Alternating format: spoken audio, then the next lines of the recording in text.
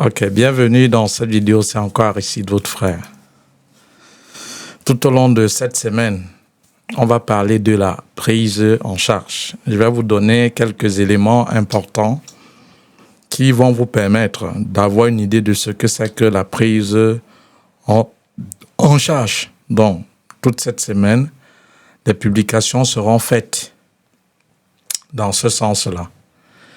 Et aussi, vous saviez que lorsque vous aviez obtenu l'admission, c'est maintenant aussi la phase de prise en charge, c'est-à-dire celui qui va signer la prise en charge en fonction de la durée de vos études, soit pour une année académique ou pour toute la durée d'études. Et une fois que vous aviez signé cette prise en charge, il va falloir que vous vous préparez déjà pour passer à l'entretien à Campus Belgique. Et je ferai aussi des publications, que ce soit par vidéo et par écrit, de certaines questions auxquelles vous seriez confrontés, soit à l'entretien à Campus Belgique ou au niveau de l'interview aux différentes ambassades auxquelles vous allez aller faire la demande de visa. Campus Belgique existe seulement au Cameroun. Pour le moment, peut-être avec le temps, ils vont essayer d'étendre Campus Belgique. Mais maintenant, l'interview, c'est généralement pour autre pays que le Cameroun, ou lorsque vous allez faire des démarches pour la demande de visa, vous allez donc aller, on va vous remettre un formulaire, vous allez vous asseoir, on va vous donner un temps, parfois 1 heure, pour que vous remplissiez, pour donner les motivations pour lesquelles vous allez donc, vous avez choisi la Belgique pour poursuivre vos études.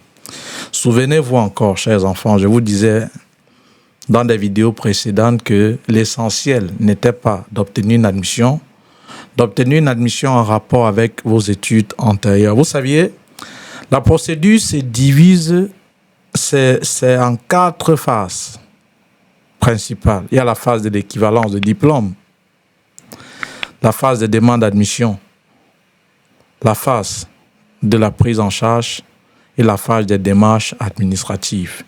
Parce qu'une fois que tu as obtenu l'admission, il va falloir maintenant que tu cherches un garant qui te prendra en charge en fonction de la durée de tes études en Belgique.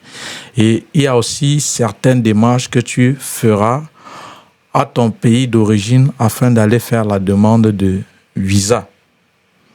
Et comme je vous avais encore dit, l'entretien, il faut le savoir, l'entretien pour la plupart des étudiants qui ont fait la demande de visa, et sur 100 étudiants, parfois 96 ou 94% d'échecs de visa est lié à cet entretien-là.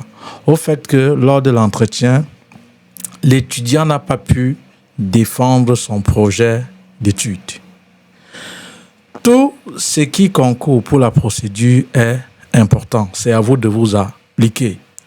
Si tu as obtenu une admission en rapport avec tes études antérieures, excellent. Ça te permettra d'avoir des arguments solides pour pouvoir bien défendre ton projet professionnel, ton projet d'études. Pareil, même si tu as une admission ayant un lien similaire à tes études antérieures. Par contre, si tu n'as pas obtenu d'admission ayant un lien avec tes études antérieures, alors c'est à toi de faire des recherches approfondies pour pouvoir établir le lien entre la formation choisie en Belgique et tes études antérieures. Parce que, cher ami, lorsque tu vas passer à l'entretien, le psychologue qui sera en face de toi ce jour ne te dira jamais si c'est mauvais ou pas. C'est après avoir fini les étapes de les démarches administratives à ce que tu vas aller déposer ta demande de visa. Parfois, on vous traîne à vous répondre. Et quand on vous répond, on vous dit le plus souvent qu'on n'a pas trouvé assez d'éléments qui attestent que vous partez réellement poursuivre vos études en Belgique. Donc, c'est très important. Donc, je résume. On va essayer de faire des publications où je vais vous donner quelques éléments essentiels concernant la prise en charge, répondre à certaines questions et aussi Après, certaines questions que vous allez être confrontés à l'entretien ou à l'entretien à Campus Belgique ou à l'interview, si vous n'êtes pas camerounais, puisque je vous ai encore dit, l'entretien pour Campus Belgique, c'est uniquement au Cameroun pour le moment. Peut-être avec le temps, ils vont installer ça un peu de partout. Mais pour le moment, ce n'est qu'au Cameroun. Par contre, dans d'autres pays que le Cameroun, vous allez faire ce qu'on appelle un interview. Donc, assurez-vous de pouvoir défendre vos projets d'études. Ces questions-là, que parfois on vous pose, je vais les publier. Mais sachez que parfois, vous allez répondre à ces questions en fonction de votre formation choisie. Donc, les réponses-là ne sont pas exactes. Ce sont des éléments de réponse. C'est à vous, en fonction de votre formation choisie et vos études antérieures, que vous allez pouvoir mieux argumenter pour défendre votre projet professionnel ou votre projet d'études. Voilà. Bonne chance pour la suite. Et surtout, comme je vous avais dit et observé, Condorcet n'est pas l'unique haute école. Après Condorcet, c'est le silence. Ceux qui sont encore dans la course, comme j'ai l'habitude de vous le dire, tant que le match, tant que l'arbitre n'a pas sifflé la fin du match, tout peut se jouer. Je recommence. Peu importe où tu as postulé et que tu n'as pas obtenu l'admission, écoute ceci. Tant que l'arbitre, lors d'un match, tant que l'arbitre n'a pas sifflé la fin du match, tout peut se jouer. L'équipe qu'on est en train de mener peut égaliser et gagner même l'équipe qui l'a menée. Donc c'est jusqu'à ce que toutes les hautes écoles, les universités ferment, à ce que tu n'as pas obtenu l'admission, à ce que tu dis, waouh, je me suis donné, ça n'a pas marché. L'année prochaine n'est pas fériée. Je vais essayer d'apprendre de mes erreurs et je vais continuer. Oui. Donc, si Condorcet ne t'a pas souri, puisqu'on commence déjà à répondre, ne t'inquiète pas, elle n'est pas l'unique haute école. Courage pour la suite.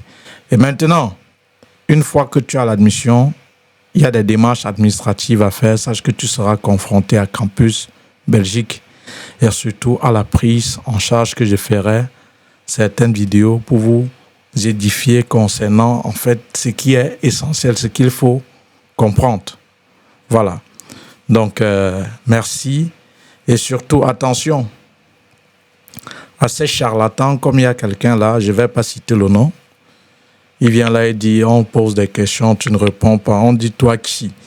Il dit, mon petit frère m'a dit. Ce que ton petit frère dit, c'est l'évangile, c'est la Bible, même Dieu, en fait, même Dieu, Satan l'a critiqué. Voilà pourquoi il a été chassé du ciel.